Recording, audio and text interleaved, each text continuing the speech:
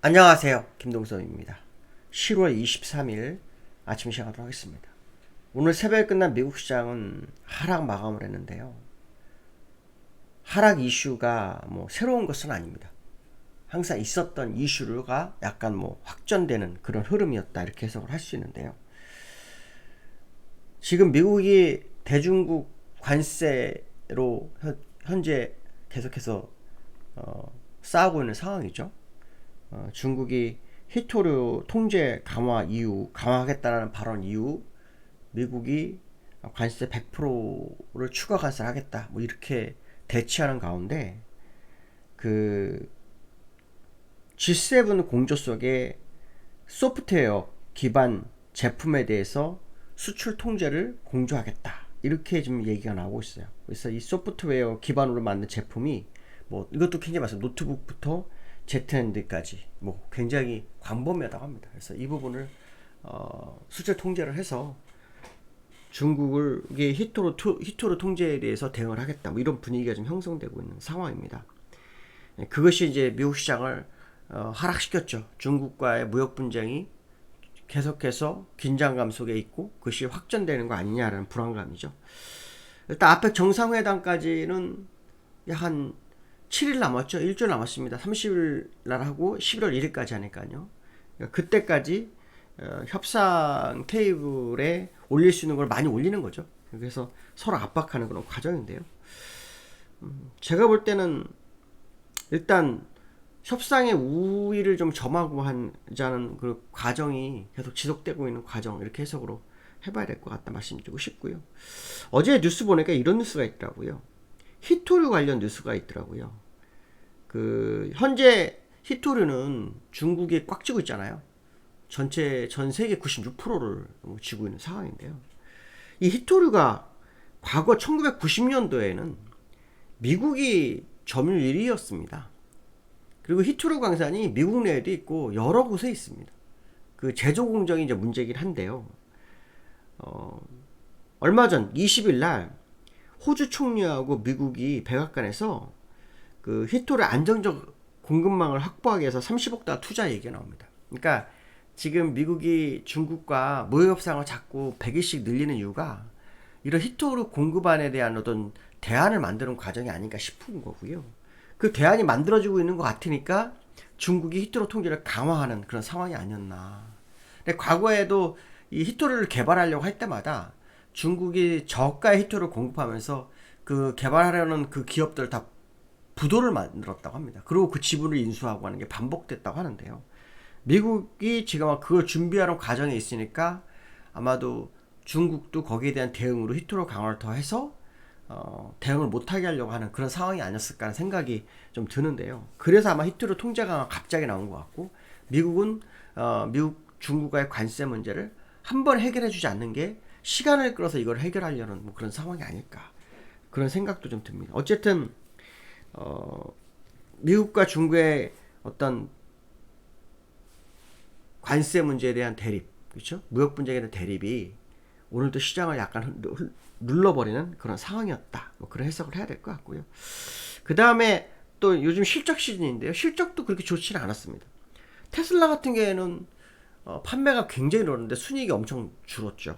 그런 모습이 있었고, 넷플릭스 같은 기업이나 텍사스 인스트루먼트 같은 종목도 실적이 예상치를 밑돌아서 시장이 상승 이슈가 없었다, 이게 정답입니다. 그 얘기를 해드리고 싶은 거고요.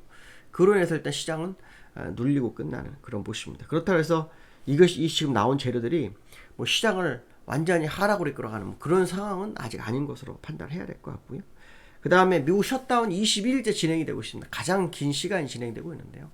이것도 악재의 하나지만 사실은 시장에 영향을 못 미치고 있어요. 그러니까 어떻게 보면 중국과의 무역 분쟁의 이슈도 일시적인 확률이 굉장히 높다는 생각을 한번 해볼 필요성이 있지 않을까, 그런 좀 말씀 좀 드리고 싶고요. 연준이 12월까지 0.50bp나 가능성, 이게 96%나 된다고 하네요. 그래서 이번에 10월 FMC에서 금리 인하 가능성이 제기되고 있고요. 만약 10월에 안 되면 11월, 12월 두 번이 더 있는 걸로 제가 알고 있는데, 그때 어떤 방향성을 주는지 봐야 될 것 같습니다. 아마도 지금 시장은 연준이 금리 인하를 해서 긴축 기조가 이제 제한될 거라는 어떤 기대감이 계속 반영되고 있는 것으로 아마 시장을 해석하는 거 아닌가 이렇게 말씀 좀 생각을 해봐야 될 것 같고요. 나스닥과 다우 차트는 뭐 내렸지만 의미 없습니다. 그렇죠? 돌파시다 내리죠. 계속 추세선 걸쳐서 움직이고 있죠. 요거 걸쳐서 움직이고 있습니다. 진짜 오랜 기간입니다. 거의 뭐 2달 넘게 횡보하죠. 나스닥도 마찬가지죠. 요 추세선에 걸쳐서 움직이는 모습이죠.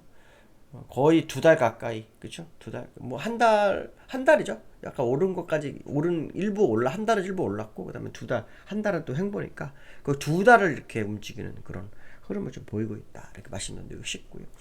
그 다음에 두 번째로는 오늘 나온 뉴스 중에 하나가, 우리나라가 지금 조만간 한미 무역, 그러니까 관세에 대한 어떤 마무리 단계, 뭐 이런 뉴스가 있어요. 타결 가능성, 그렇죠?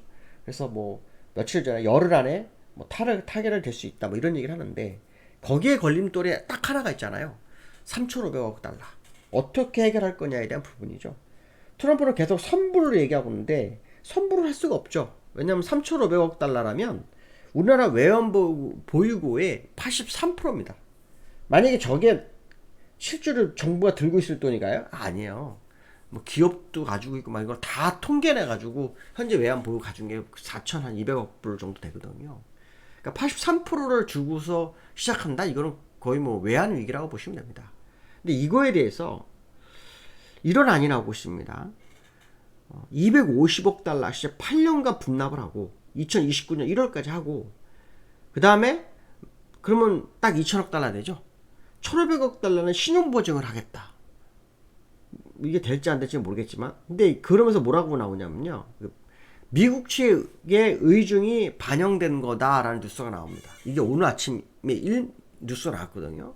제가 왜 말씀드리냐, 오늘 미국이 하락을 했는데 이 뉴스가 시장을 뒤집을 수도 있지 않을까, 뭐 그런 생각이 드는 겁니다. 왜냐하면 지금 우리나라가 무역 협상이 마무리가 되지 않는데도 주가가 이렇게 올랐잖아요. 근데 무역 협상이 되면은 우리가 지금 25% 관세인데 15%도 되니까 뭐 현대차 이런 자동차 관련 이런 종목들을 전부 다 힘받을 수 있는 거거든요. 10%만큼의 마진이 다시 회복되는 거잖아요.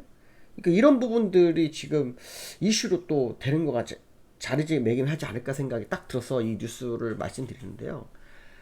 일단 뭐 이제 해결돼야 될 건 한두 건밖에 없다는 식으로 언급이 되고 있거든요. 그러면 결국 그 아펙 정상회담 전에 합의를 보겠다. 근데 항상 보면요, 타결됐어 하고 주가가 오르는 게 아니라 타결 가능성에 주가가 가는 거기 때문에 오늘 미국 시장 하락으로 약간 하락 출발이 예상되지만 왠지 모르게 전야 후강 가능성이 내비쳐지는 상황이 아닐까.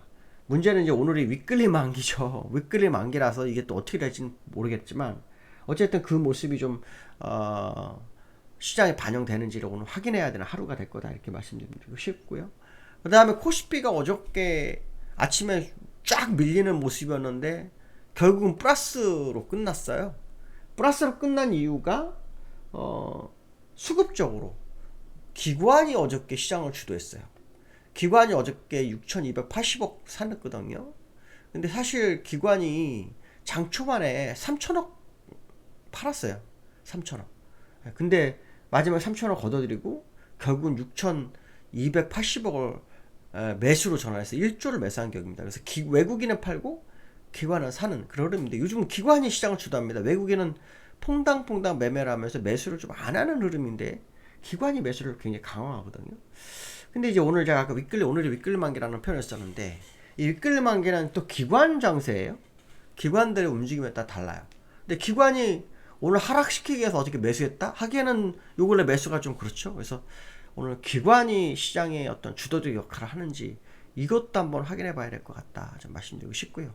이 환율이 이번에 그 3,500을 해결하면 안정이 될 거다라는 그런 뉴스가 같이 나오는데 쉽지 않을 겁니다. 250억 불씩 국내 시장에서 나간다고 생각해 보십시오. 이게 결코 환율이 안정되기 쉽지 않을 거거든요. 기술적으로는 1640원 이상이 보이거든요. 물론 뭐 간단 말은 못해요. 그거는 아무도 알 수 없는 거니까. 근데 이제 기술적으로 보이는 건 얘기를 해야 되잖아요. 기술적으로는 환율이 그 정도까지 보이거든요.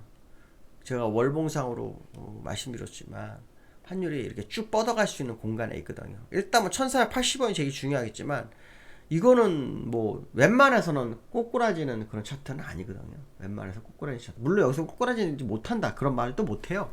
기술적으로 쓰리봉을 못 만들고 내려왔기 때문에 쓰리봉을 만드는 상황이 올 것인가에 대한 어떤 확인이 필요한 차트다라는 것을 한번 생각해 볼 필요성이 있겠다, 이런 말씀 드릴 수 있을 것 같습니다. 오늘 여기까지 하겠습니다. 감사합니다.